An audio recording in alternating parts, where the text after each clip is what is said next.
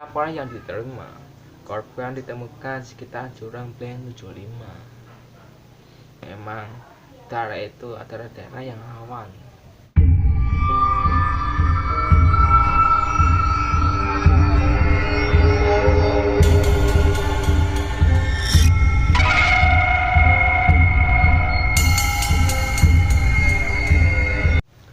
Ya, assalamualaikum, kembali lagi dengan gue Ridwan.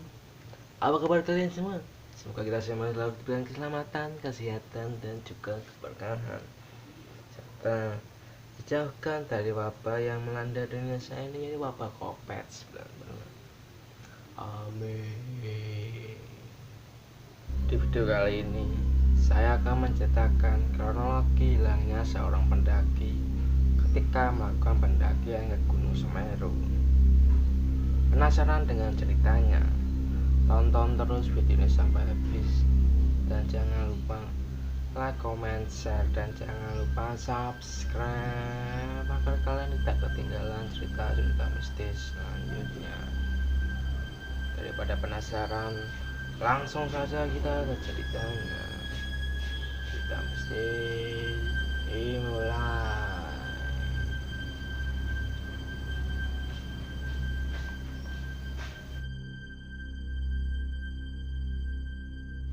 Pendaki tersebut bernama Andika.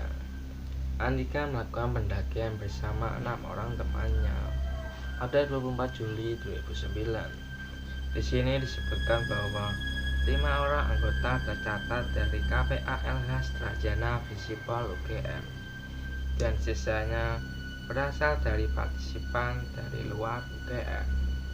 5 anggota KPALH Strajana itu adalah Andri Samad Rambe, Muhammad Iqbal Willianto, Hari Rahmawan, Laswardi Dwi Irawan, dan tentunya Andika Listiono Putra.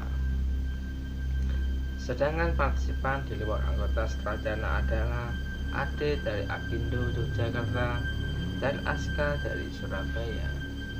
Jadi total anggota dalam pendakian kali ini ada 7 orang. Setelah melakukan persiapan mulai dari fisik, logistik, dan juga mental, mereka berangkat ke Gunung Semeru pada tanggal 24 Juli 2009. Saat itu mereka berangkat jam 9 malam menggunakan kereta api gaya baru malam. Awalnya pendakian kali ini berjalan cukup normal, bahkan mereka sempat menginjakkan kakinya di puncak Gunung Semeru pada tanggal 28 Juli 2009. Namun semuanya itu berubah ketika mereka dalam perjalanan turun ke pos Kalimati. Sekitar jam 9 pagi, mereka memutuskan untuk turun menuju pos camp di Kalimati. Saat itu semua masih berjalan normal. Namun hal yang tidak diinginkan terjadi. Andika terpisah dari rombongan. Andika dan rombongan terpisah oleh pembunuhan yang berada di sebelah kanan jalur pendakian. Woi, berhenti dulu. Andika mana nih?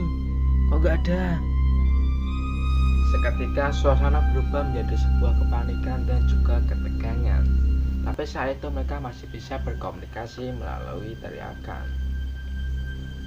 Karena kan kondisi angin saat itu cenderung mengarah ke arah rombongan, maka suara teriakan dari Andika bisa terdengar oleh rombongan. Namun suara dari rombongan tidak bisa terdengar oleh Andika. Jadi gini teman-teman, posisinya ini rombongan, terus ini Andika. Keduanya ini masih bisa berkomunikasi.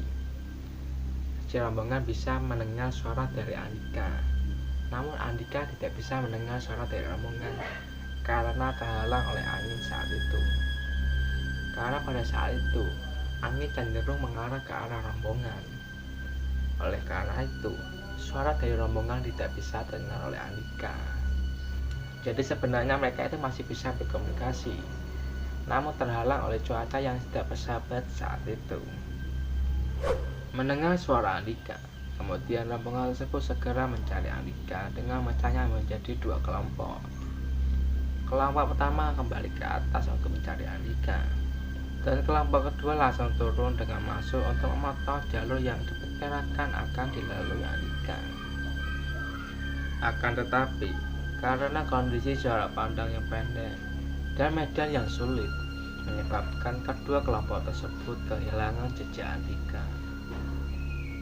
Kemudian kedua kelompok tersebut berkumpul kembali di camp Kalimati, dan mereka berusaha untuk mencari Andika di sekitar Kalimati.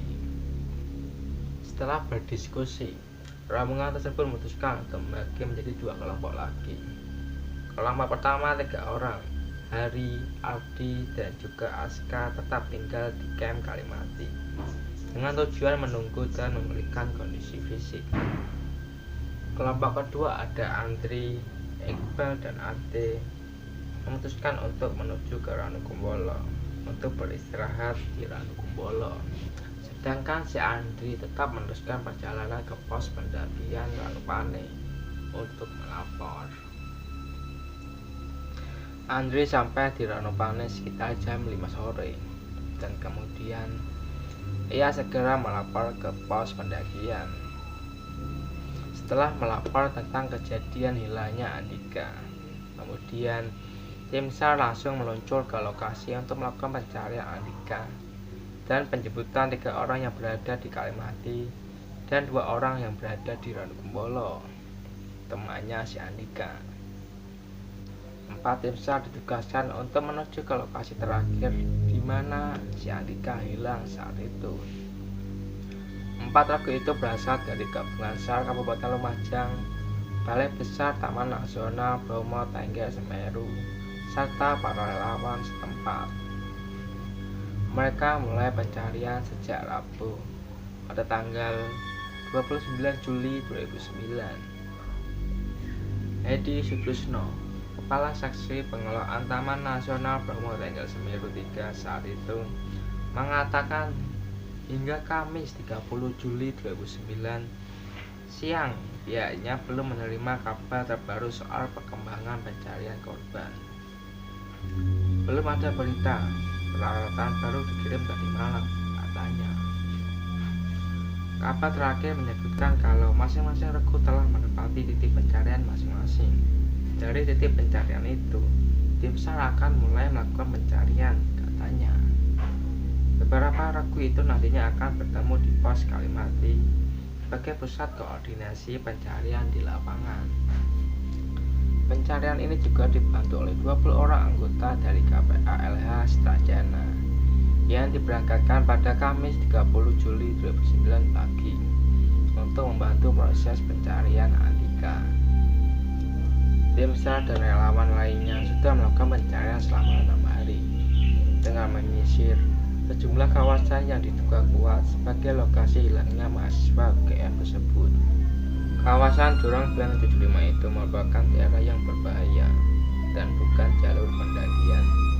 Pada akhirnya, Andika ditemukan tim SAR gabungan dalam kondisi sudah meninggal dunia pada Minggu 2 Agustus 2009. Kepala Badan Kesatuan Bangsa dan Perlindungan Masyarakat atau Bagas Panglima Kabupaten Lumajang, Jawa Timur, Wiso Wasono Adi mengatakan, dari laporan yang diterima, korban ditemukan sekitar Jurang Blang 75. Memang, daerah Blang 75 merupakan daerah yang rawan di Gunung Semeru. Banyak para pendaki yang ditemukan meninggal di lokasi tersebut. Tempat ini berada di sebelah kanan jalur pendakian. Mari teman-teman, kita berikan Al-Fatihah kepada beliau agar beliau tetap husnul khotimah. Semoga keluarga yang ditinggalkan diberikan ketabahan akan musibah ini. Mari teman-teman, kita berikan Al-Fatihah untuk beliau, Andika Lestiono Putra. Doa mulai.